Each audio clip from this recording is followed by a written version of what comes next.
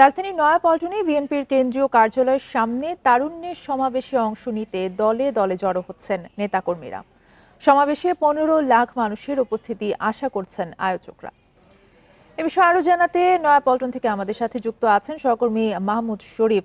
মাহমুদ, সমাবেশ আপনি এর আগের ঘন্টায় যেমনটি বলেছিলেন যে বিকেলে শুরু হওয়ার কথা, এখনো পর্যন্ত কি পরিমাণ মানুষ সেখানে জড়ো হয়েছেন এবং বিএনপির ভারপ্রাপ্ত চেয়ারম্যান তারেক রহমান কখন বক্তৃতা দেবেন?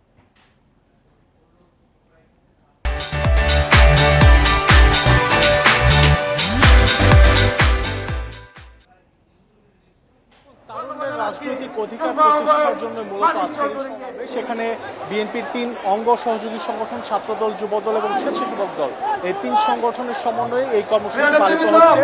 মূলত এই 3 সংগঠন মাসব্যাপী কর্মসূচি পালন করেছে। মাসব্যাপী কর্মসূচির শেষ কর্মসূচি আজ নয়াপল্টনে বিএনপির কেন্দ্রীয় কার্যালয়ের সামনে অনুষ্ঠিত হচ্ছে। এখানে এরই মধ্যে যোগ দিয়েছেন ছাত্রদল, যুবদল এবং স্বেচ্ছাসেবক দলের 4 বিভাগের সাংগঠনিক 4 বিভাগ যে রয়েছে, সেই 4 বিভাগের নেতাকর্মীরা। আমরা দেখেছি যে যদিও বেলা 2টায় আনুষ্ঠানিক কার্যক্রম শুরু হওয়ার কথা, কিন্তু সকাল থেকেই খণ্ড খণ্ড মিছিল নিয়ে নয়াপল্টনে জড়ো হয়েছেন এই 3 সংগঠনের নেতাকর্মীরা। এখানে মূলত 4 বিভাগ, ঢাকা, সিলেট, ময়মনসিংহ এবং সাংগঠনিক বিভাগ ফরিদপুর, এই 4 বিভাগের নেতাকর্মীরা এখানে জড়ো হয়েছেন। বিভিন্ন ব্যানার, প্ল্যাকার্ড, ফেস্টুন নিয়ে তারা এসেছেন।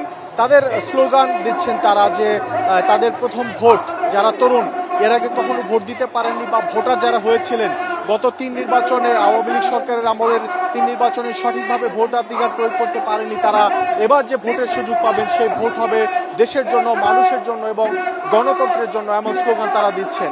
মূলত বিএনপি চাইছে যে তরুণদেরকে রাজনীতিতে সম্পৃক্ত করতে, কারণ আমরা জানি যে বিএনপির এই 3 সংগঠন যে উদ্যোগ নিয়েছে, এই উদ্যোগের পেছনে বিএনপির যে 31 দফা রয়েছে, সেই 31 দফাতে কিন্তু তরুণদের কথা বলা হয়েছে এবং তরুণদের জন্য আলাদা দফাও রাখা আছে।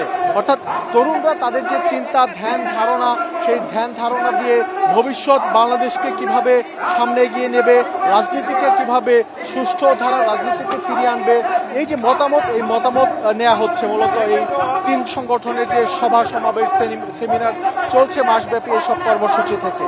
আমরা দেখেছি যে গতকালকেও রাজধানীতে একটি সেমিনার হয়েছে, অর্থাৎ পূর্ব ঘোষিত যে সেমিনার, সেখানেও বিভিন্ন মতামত নেওয়া হয়েছে, তরুণদের মতামত নেওয়া হয়েছে, বিভিন্ন শ্রেণী পেশার যারা নেতৃত্ব দিচ্ছেন তাদের মতামত নেওয়া হচ্ছে।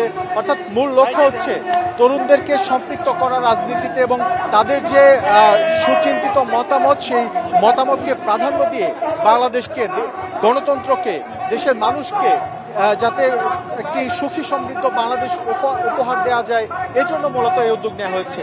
এখন মূলত আনুষ্ঠানিকভাবে কর্মসূচি শুরু না হলে দেখতে পাচ্ছেন নয়াপল্টন সহ আশপাশের এলাকায় লোকে লোকারণ্য, নেতাকর্মীদের পদচারণায় মুখর। এখানে বক্তব্য রাখছেন যে 3 সংগঠন আছে, সেই 3 সংগঠনের জেলা, মহানগর এবং বিভাগীয় পর্যায়ে যারা নেতা আছেন তারা মূলত বক্তব্য রাখছেন। আমরা জানি যে আনুষ্ঠানিক কর্মসূচি শুরু হবে। কর্মসূচির শুরুতেই 3 সংগঠনের কেন্দ্রীয় নেতারা বক্তব্য রাখবেন, তারা তাদের দিক নির্দেশনা তুলে ধরবেন এবং এরপরে আমরা জানি যে বিএনপির ভারপ্রাপ্ত চেয়ারম্যান তারেক রহমান আজকের এই কর্মসূচিতে প্রধান অতিথির বক্তব্য রাখবেন এবং তিনি যে দিক নির্দেশনা দেবেন আজকের এই তারুণ্যের সমাবেশ থেকে, সেই দিক নির্দেশনা এখানে যারা উপস্থিত হয়েছেন, বিভিন্ন মহানগর বা বিভাগের যারা উপস্থিত হয়েছেন, তারা সেই বক্তব্য তৃণমূলে নিয়ে যাবেন এবং তরুণ সমাজ যারা আছেন তাদের কাছে সেই বক্তব্য তুলে ধরবেন।